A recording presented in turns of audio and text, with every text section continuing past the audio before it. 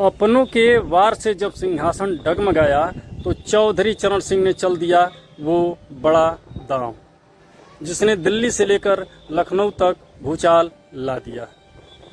1979 की गर्मियों का वो दौर जब जनता पार्टी की सरकार अपने ही वजन से ताश के पत्तों की तरह ढहने लगी थी। क्या था वह सियासी ड्रामा, जब देश ने एक बार फिर अनिश्चितता के दौर में कदम रखा। आज यूपी का सियासी सफर के सीजन 3 के 5वें एपिसोड में हम खोलेंगे उस बगावत की सबसे रोमांचक कहानी। नमस्कार, मैं हूं राकेश पांडे।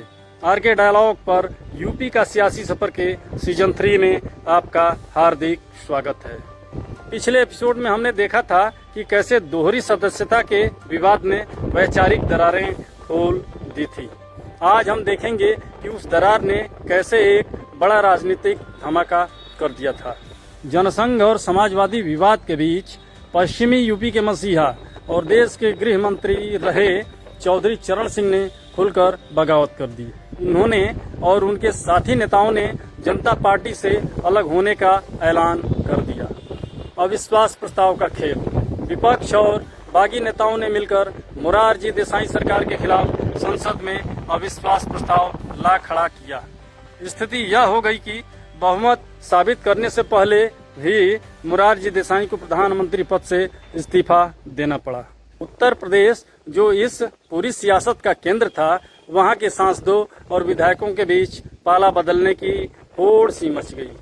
कोई चौधरी साहब के साथ खड़ा था तो कोई जनसंघ और समाजवादी खेमे में अपनी जमीन तलाश रहा था। गांव-गांव की चौपालों पर अब एक ही बात चर्चा में थी, अब आगे क्या होगा। महज 2.5 साल पहले जिस जनता ने उम्मीदों का पहाड़ खड़ा किया था, वह यह सब देखकर हैरान थी कि नेता सिर्फ कुर्सी के लिए आपस में लड़ रहे थे। लेकिन राजनीतिक ड्रामे के शौकीनों के लिए यह किसी मसाला फिल्म से कम नहीं था। हर दिन अखबारों की सुर्खियों में नए समीकरण और जोड़ तोड़ की खबरें छप रही थीं। तो जनता पार्टी का वह ऐतिहासिक प्रयोग अपने अंजाम तक पहुंच चुका था और सरकार गिर चुकी थी।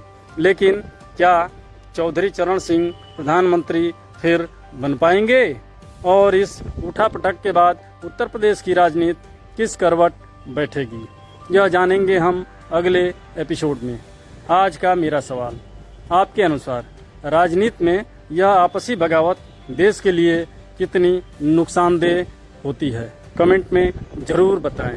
देखते रहिए यूपी का सियासी सफर। बहुत बहुत धन्यवाद।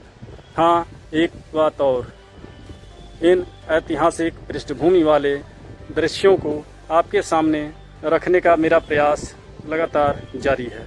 यदि आपको यह सब पसंद आ रहा है तो स्क्रीन पर दिखने वाले QR कोड को स्कैन कर निश्चित रूप से सपोर्ट करें। जय हिंद, वंदे मातरम।